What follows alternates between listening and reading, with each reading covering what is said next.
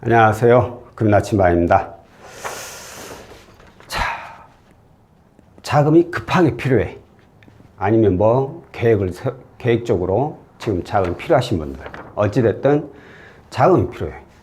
근데 직장이라든가 자영업자라든가 프리랜서라든가 이렇게 소득이 증빙되는 분들은 어떻게 해서든 은행에 가서 대출을 빌려보던가, 은행에서 안 되면 이금융권이라도 해서 자금을 구할 수가 있죠. 그런데 소득이나 재직 증명이 안 되는 분들, 한마디로 무직자이신 분들, 이런 분들은 대출을 구하기가 굉장히 어렵습니다. 소득 증빙이 안 되는데 누가 돈을 빌려주겠어요? 은행도 다 장사꾼들이거든요.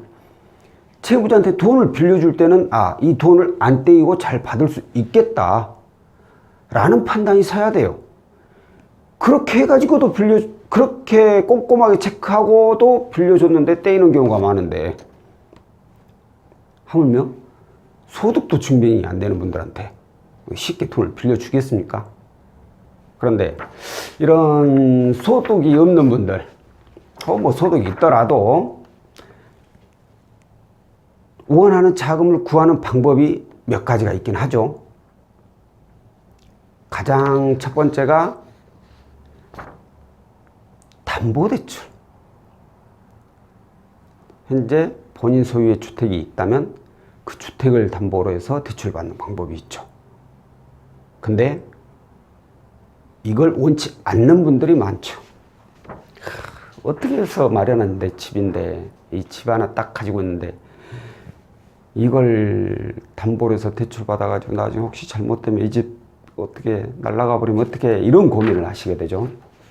그러면 담보대출을 제외하고 이제 그 외에 신용대출만 따진다면, 이렇게 본인 소유의 아파트가 있는 분들, 이분들의 경우에는 아파트 신용대출이라는 이금융권에서 지급하는 아파트론이라는 대출 상품을 이용을 해볼 수가 있습니다. 여기 적혀져 있는 대로 이 아파트론이라는 상품은 무담보, 무설정이에요. 한마디로 본인 또는 부부 공동 명의 아파트만 있다면 신용대출을 이용할 수가 있어요. 다만 안타깝게도 이 상품은 이금융권에서 취급하고 있어요. 그러니까 은행에서는 취급하는 상품이 아니에요. 그럼 뭐가 문제예요? 이금융권의 이자가 높죠, 은행보다. 그러니까 다소 이자가 좀 높더라도 어떻게 해서든 자금이 필요하신 분들이 이용할 수 있는 상품이고요. 자, 이 상품에 대한 자격 조건에 대해서 제가 오늘은 좀 알려드릴까 합니다. 일단 첫 번째로 자격. 자, 아까 말씀드린 대로 본인 또는 부부 공동 명의의 아파트를 소유하고 있어야 돼요. 본인 또는 부부 공동 명의입니다. 그러니까 부부가 아니라 부모라든가 자녀라든가 이건 인정이 안 돼요. 부부 공동 명의만 인정이 됩니다. 자, 그리고 직업도 좀 전에 말씀드렸듯이 직장인, 자영업자, 프리랜서, 무직자, 한마디로 누구나 가능하다는 거죠. 이 아파트를 이용하신 분들 중 보면 무직자 중에 가정주부가 좀 굉장히 많습니다, 의외로.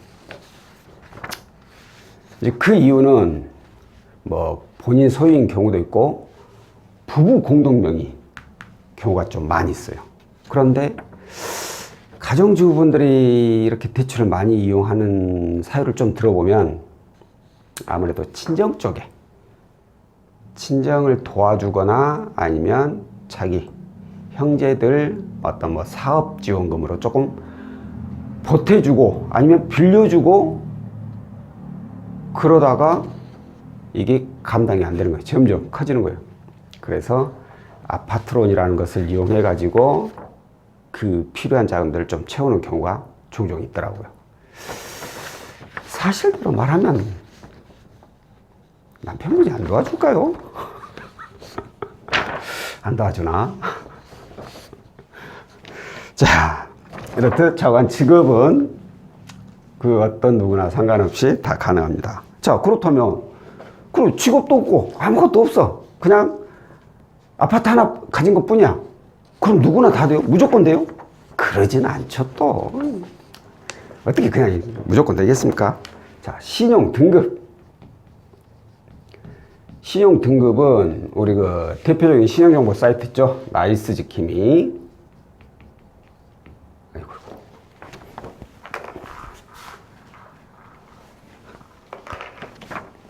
나이스지킴이 6등급. 그리고 올크레딧 7등급 이내에 들어와야 됩니다. 아무리 본인 소유의 아파트가 있다고 하더라도 신용 등급이 뭐 8, 9등급, 7, 8등급 이래버리면 신용 자체에 문제가 있다라는 뜻이에요. 아니면 대출이 많다라는 뜻이 되고. 그러다 보니까 이 상품은 아까 말씀드린 대로 신용대출이라는 상품이에요. 신용이 안 좋으면 대출이 안 돼요. 그래서 나이스 6등급 내지 올크레딧 7등급 이내에는 최소한 들어와야 돼요. 자, 그러면 등급도 좋고 내 소유의 아파트도 있고 얼마까지 해줄 수 있어? 어? 가능 금액. 가능 금액은 금융사마다 좀 차이가 있지만 저희 같은 경우에는 최대 1억 원까지 가능합니다.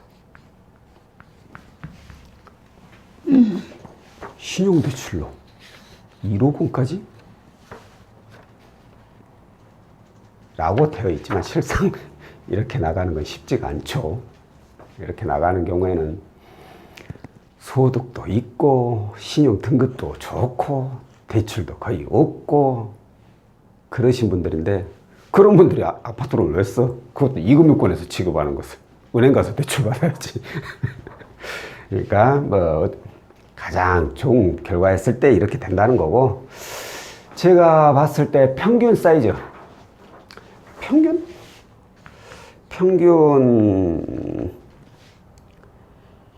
2천에서 4천 사이? 이 사이가 가장 많이 나가는 것 같아요.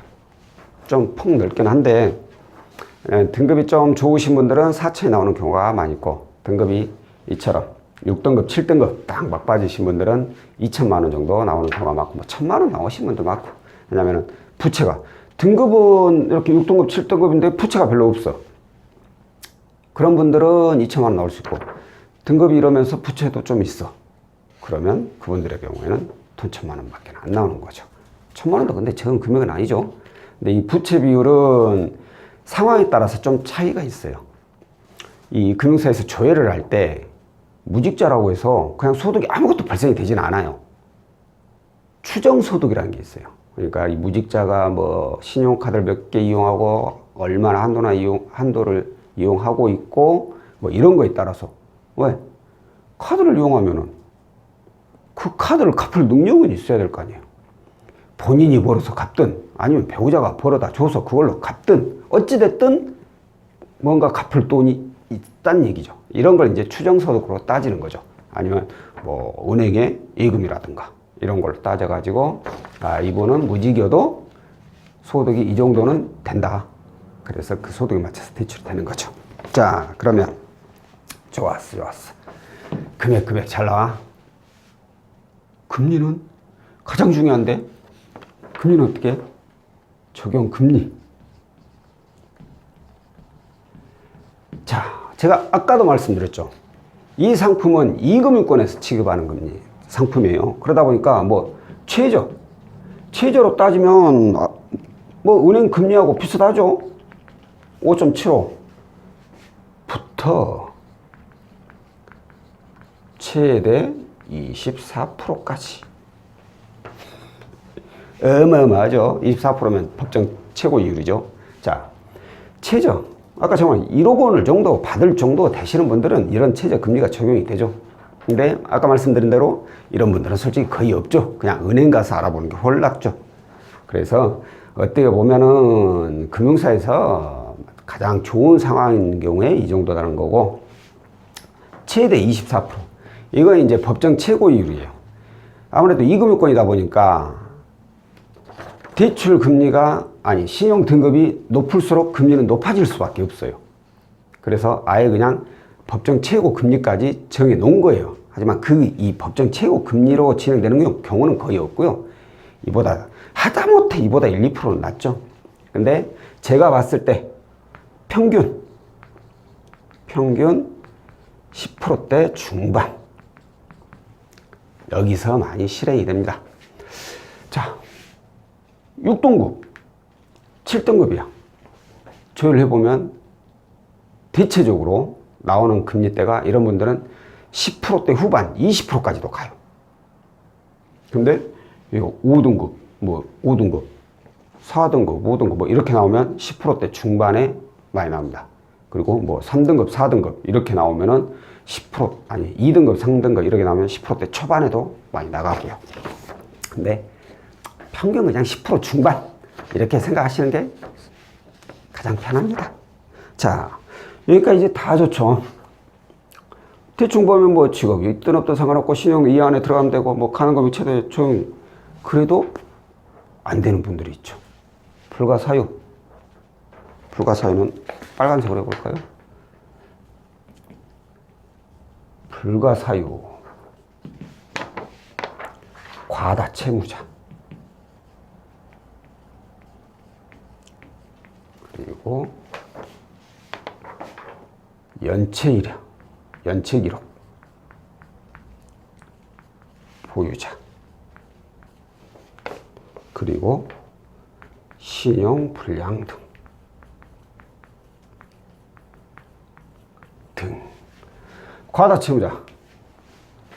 과다채무자는 대출이 나가기 힘들죠. 이건 아파트로만이 아니라 소득이 있더라도 대출이 너무 많으면 안 되죠. 근데 무직자도 가능한 상품이다 보니까 무직자이신 분들이 대출이 많이 있어.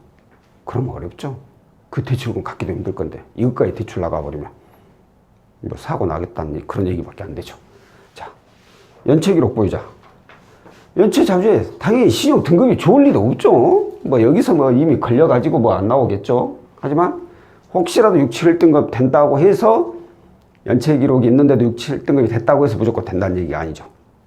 연체기록이 있으면 이 부분도 어렵고, 신용불량 말할 것도 없죠. 또 신용회복, 개인회생, 워크아웃 이런 것들 진행 중이신 분들은 다 어렵다고 보시면 됩니다. 자격 조건에 대해서 설명을 해드렸고, 고객님들께서 궁금해 하시는 점이 하나 또 있어요. 이게 뭐냐면, 아파트로는 신용대출을 하겠어요, 분명히. 근데 전에 어떤 고객님이 이런 거, 아니 어떤 고객님이 아니라 그런 고객님들이 많은 질문이 많은데, 그럼 제가 그 아파트론 받아가지고 이 아파트를 처분해도 되나요? 그렇게 아파트가 있어서 받는 건데 아파트를 처분해버리면 그럼 이거 받은 거 다시 상환해야 되나? 중도 상환해야 되나? 이렇게 생각하시는 분들이 있는데 전혀 상관없습니다. 대신 잘 갚기만 하면 되죠. 만약에 아파트를 현재 소유하고 있는 중이에요. 근데 연체를 해서 내가 상황이 안 좋아져가지고 그러면은 그 어떤 아파트론이고 뭐가 아니고 그 어떤 채무도 본인 소유의 부동산이 있으면 부동산에 압류를 들어가게 됩니다. 그런데 이 아파트론은 무담보, 무설정, 아파트에 따로 설정을 하질 않아요. 그러다 보니까 내가 잘 납부하고 있어, 연체 없이. 근데 어떤 사정에서 집을 팔았어. 그리고 나는 집이 없어. 근데 상황이 안 좋아져가지고 연체를 해버렸어. 그럼 이 금융사에서 압류를 들어가고 싶어도 이미 아파트가 팔리고 없는데 들어갈 수가 없죠. 그냥 본인한테 이제 들어가는 거죠. 뭐 소득이 발생되거나 아니면 그 다른 방법으로 추심이 들어가겠죠. 그러니까 아파트를 이용하고 있다고 해서 그 아파트를 못 파는 거 아니에요. 그 아파트를 팔았다고 해서 상환할 필요도 없고, 뭐 상환하면 더 좋긴 하겠지만요. 자, 오늘은 직업에 관련 없이 뭐 신용 등급이라든가 이런 부분에 대해서만 문제가 없다면 본인 또는 부부 공동 소유의 아파트로 해서 신용대출, 무담보무 설정 신용대출 상품을 이용할 수 있는 아파트론에 대해서 알려드렸고요. 다음번에는 또 다른 내용으로 찾아뵙도록 하겠습니다. 고맙습니다.